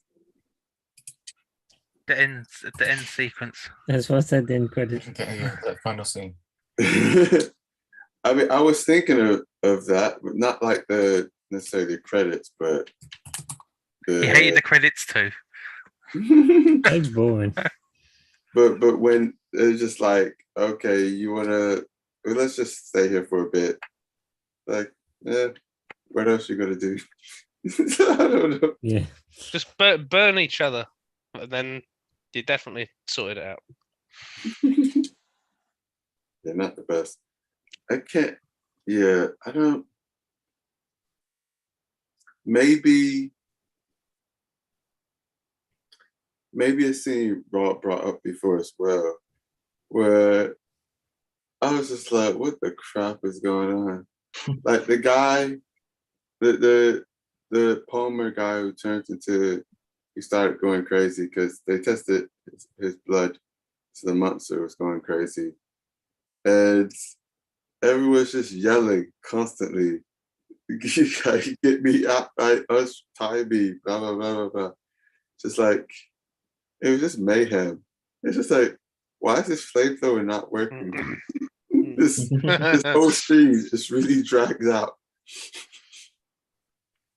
But maybe that just because it was just mayhem. Maybe. Yeah, it's pretty bad.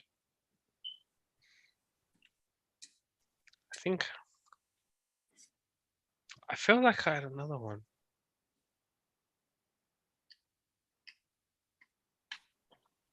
I gotta say, actually, I really appreciated the matte paintings when they're going by the crater.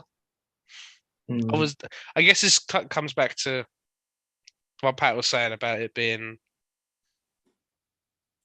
like dated. But I was like, I can see it's a matte painting, but Yeah. it's a fucking good matte painting. Yeah. If I didn't know what a matte painting was, I'd have just taken that just hook, line, and sinker. But Yeah, I agree with that. On a production note, quickly, I think like probably more so for Ben and Emmanuel, because I think you guys are the only ones that really listen out for this kind of thing other than me. But what did you guys think of the score? 2-2. The score. Yeah, Oh, the scores in general. yeah. I mean, I wasn't surprised. oh, the Ennio Morricone score, the What? soundtrack. Oh. Oh man. Wait, what did you think I was talking about? The wasn't spreadsheet good. score. Oh no, sorry. No, yeah, the soundtrack score, not the Oh, music. Oh man. I think it must have been okay because I didn't notice it except one part Oh really? where it just went. And otherwise, I didn't notice it. It probably did its job pretty well of just blending in. I think it's the thing with a score where you go like it. You only time if it's doing its job, you're really immersed, so you don't necessarily pick up on it. Yes, yeah. But if you notice it, you're going like, it's probably because this is incongruent, or like obviously I don't know fuck all about music, but I think it depends on what role the music is playing in the film. But in horrors, it depends. Sometimes it can be like a big main theme. But in this film, I feel like you didn't want like, I don't know, a main theme. It was just like being immersive, it just adding a little bit of tension here and there, but that's it. you're trying to be subtle with it because you don't want the last thing you want is someone to go, "Oh, is this a scary scene? Okay, I guess I'm scared now." Woo! Like you're going like, it's like a little line of dialogue, and it's just kind of like, where's Knowles, and he goes, last time I saw him, he was in the shed, and you get like a little bit of a like you don't pick up on it. You're just like, oh fuck, oh he's in the shed. Oh my god, Yeah. like Now, the only reason I asked was because I thought the score was really good, and like it's kind of like it's almost iconic now because of Quentin Tarantino using like a bunch of stuff that wasn't used in this for the Hateful Eight, and then Oh. and it what I thought was really interesting about it though is that the stuff that wasn't used in this, which was then used in the Hateful Eight, won Ennio Morricone an Oscar, but the score for this was nominated for a Razzie. oh, What? That's insane. Really? Yeah. And when you mean what wasn't used in this, what do you mean? Like just stuff that Ennio Morricone composed for this, but then wasn't in the film. Oh, there was stuff I Yeah, didn't 'cause- realize that. I mean, saying that I didn't enjoy watching The Hateful Eight, but thought it was an interesting film. It was good. I just did not enjoy how slow it was. Oh man. I think I'm probably one of the few people that actually likes that film. No, I quite like it now. I didn't like it when I first saw it, but Yeah, Oh, I nice. watched it. too. I watched it again a couple of years ago, and I was like, "Oh, it's actually all right." This is the better version of the premise. The thing is, Oh, the yeah. film. But Hateful Eight is a good, different take on that idea, and I like the epic scope it had to be a bit like old school with how they presented it. I think if you take it on face value of Quentin Tarantino just wanting to make a film as like a tribute to the thing, then it's quite good. But that kind of went over my head when we first watched it. Fair enough. I didn't realize that either. Mm. At all. Yeah, but yeah, no, I was really surprised that this got nominated for a Razzie because, like, it's good. Yeah. I can only assume it's because like it's sort of early 80s and it's quite synth heavy, and there was probably people going like, "Oh, it's new and scary." I guess because they're used to Morricone doing like very big orchestral stuff, and this is Yeah, his first exactly. one with synths. Yeah. Yeah, because it was nowhere.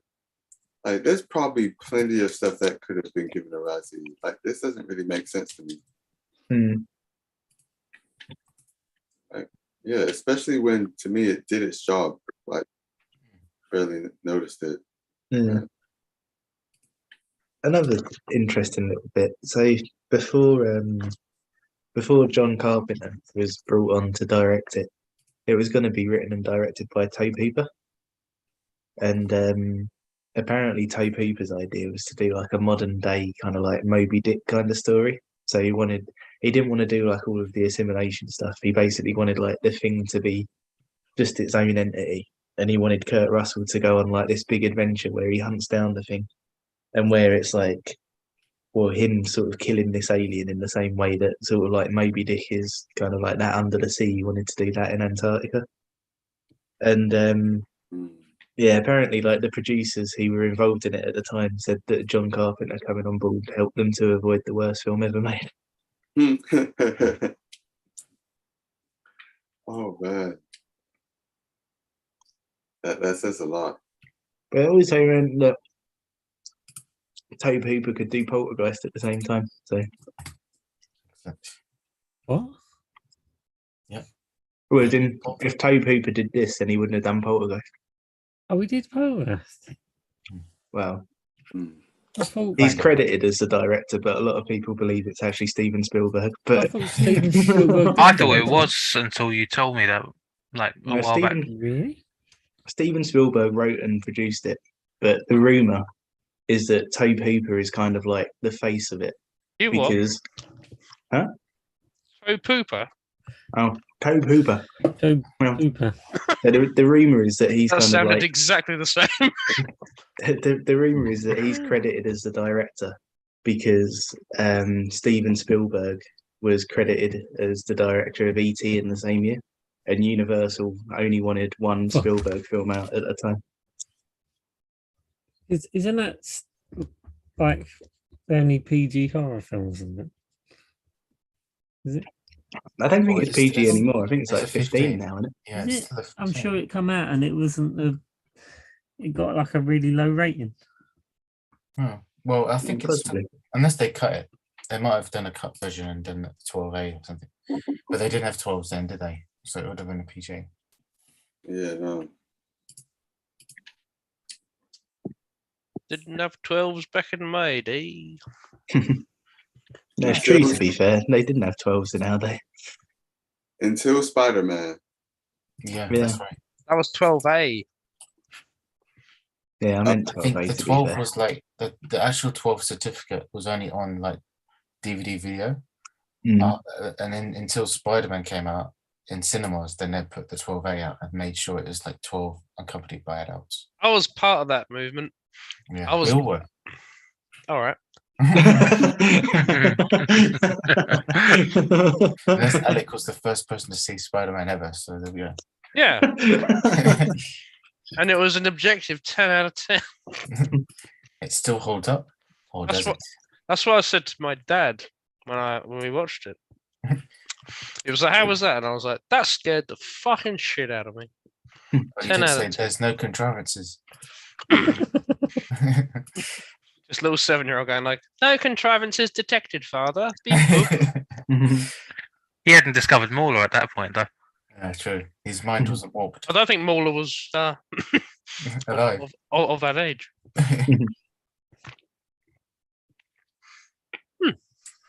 I like that idea. He's just like a cosmic being, though. He's immortal. Anyway, what I miss about the thing? We were just talking about how the score was nominated for a Razzie. Fucking bonkers. And then the other thing you missed was that Tobe Hooper was originally going to direct and write it, and his idea was to do like a modern day Moby Dick type story where the thing, like, so there was no assimilation or anything like that. The thing was its own being, and it was going to be the story of Kurt Russell hunting it down. That sounds like shit. That's what the producers of it said. They said that John Carpenter coming on board helped them to avoid making the worst film ever made. I can see why I've never heard of Tapupa. He directed Texas Chainsaw Massacre. Oh, that's making a lot of sense. Yeah, Why don't we like, make it less interesting? Oh, brilliant. Love that. Dickhead. For two. who knows? Maybe he just really liked Moby Dick, you know? That was his passion project. Maybe his mum like Moby fucking Dick. Oh. No. Listen. Oh, You know what? I think the nice legacy of the Texas Chainsaw Massacre is that I told my coworker I was watching Halloween at one point, and he went, "Oh yeah, Leatherface," and I went, "Nah, it's Mike Myers," and he went, "No, that's Austin Powers," and I went, "I know the difference between Halloween What? and Austin Powers, man." You were with some fucking retards. Well, I'm not talking about Michael Myers the actor. I'm talking about Michael Myers the killer. that would be a It's like- very different film. And he's like, "Yeah, Leatherface," and I'm like, "Yeah, they're basically the same." Fucking, Oh my goodness. Can't That's, fight 'em. Honestly, Did they can't fight watch 'em. this? These YouTube videos? Oh gosh, I hope not. yeah, otherwise, yeah. They'll fucking fight him. Love you, Jordan. What a guy. Oh, I'm just gonna check the live chat that no one writes in. We did get a comment a couple of weeks ago. Wasn't that from Casey though? No, it's just some random person just commented weird. They commented what? Weird. Yeah, that was probably someone from my work actually. There was something else I wanted to add. Actually, I thought of another potential favorite scene. I really like Wilfred Brimley's fucking freak out. Big fan. I like that. When me and Ed were watching it, we were just like, man, he takes out about like 4 fucking people. Like he just goes fucking crazy, Mm. and he has like nearly 100% success rate. He just destroys everything, and it takes like 4 people to take him out. And I'm like, yeah, what a Chad.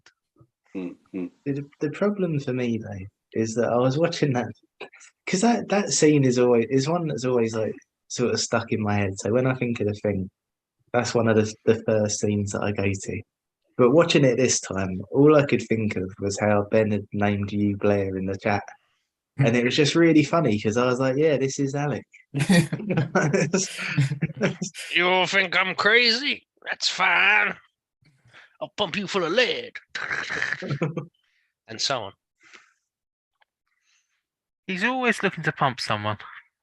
With full of something, yes. Kinky git. You call him Kinky- pink idiot. Kinky git. Kinky Oh, kid. I was like, what's a pink idiot? I'm always looking to wank up a slot machine. Pump it full of your lead. Your laughs are very theatrical tonight.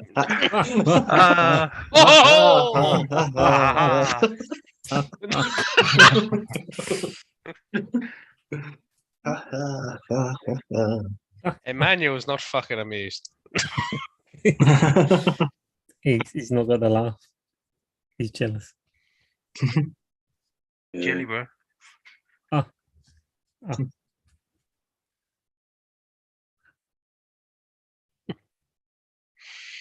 Right. Have we got any closing thoughts on the thing? I'm sorry, John Carpenter. I apologize on behalf of It's everyone. a great film. We're really sorry. It's not perfect films don't need much discussion.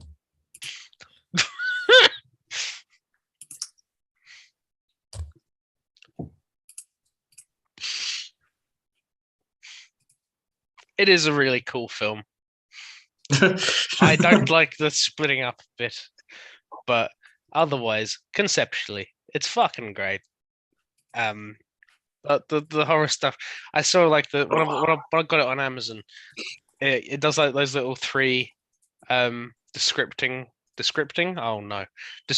words, and it was like horror, and I was like, yeah, and it went anxiety, and I went, yeah, and it went eerie, and I was like, fuck you, I came here for horror and anxiety, nothing more. Fuck you and your eerie, you dick. Anxiety as a genre is quite intimidating. Yeah. Oh shit. So I did something. We need a third one to really just sum this up. Just like, eh. But yeah.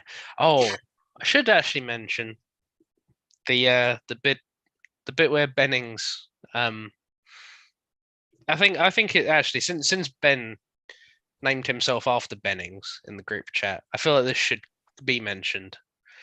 The scene where he gets assimilated and stuff. So like when Windows pulls back the little curtain thing, the curtain, oh no, the little blankety thing, and he looks at the remains, and he like pulls it back, and then as he turns around, it starts moving, and it's like, that's great, love that.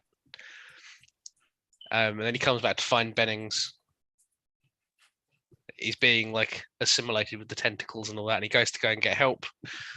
Comes back and it's gone, and then yeah, we get Bennings. And actually, this is a great one because you actually see Bennings running, but like he's running like a crazy person, and he's running like a being who is not used to having 2 legs or like that kind of body. And it's like, yeah, that's really fucking cool. Big fan. Needed to mention Bennings. I've done my job. But if no one else has any closing thoughts, now's the time to say. So forever hold your peace. I Cool. was holding my peace anyway. Always. And one guy threw his piece at the wall when he ran out of bullets.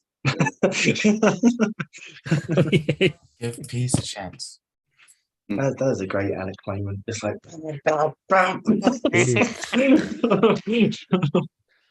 I hate it when people approach me with tables. And they just beat him up afterwards. Like, lay down. Brutus. Abuse. Okay, Emmanuel, what is your double bill, as the French say, which means double bill? Is that how the French say it? Yeah, I've been to France. Have you? Yes. Oh, which bit? Paris. Oh, fucking Oh, he said normie. Harris. Very. I've been to Twice. Bordeaux. I've been to Burgundy. I've been I thought he to was going to say Burnley Normandy. for a minute. I've been, I've been to to Burnley. I've been to Bromley. I've been to Bordeaux. I've been to Burnley. All around France, mate. Sorry, go on, man. It's okay. It's funny. I'm just like, what are you talking about? We love you, Burnley. We No, we don't. we love you, Burnley. No, we don't. Oh, Burnley, we love you. Yeah, we definitely don't. I don't even know who they are. Thank you for between this Some movie. shit Claret Club. A carrot club. Oh, he did the thing. What? Claret. Means Oh, Carrot. Man, I'm so confused. It's it's that dirty red colour. Paris. I still don't know who that is, but cool. The Football orange team. thing that's longer than it's thick. I feel-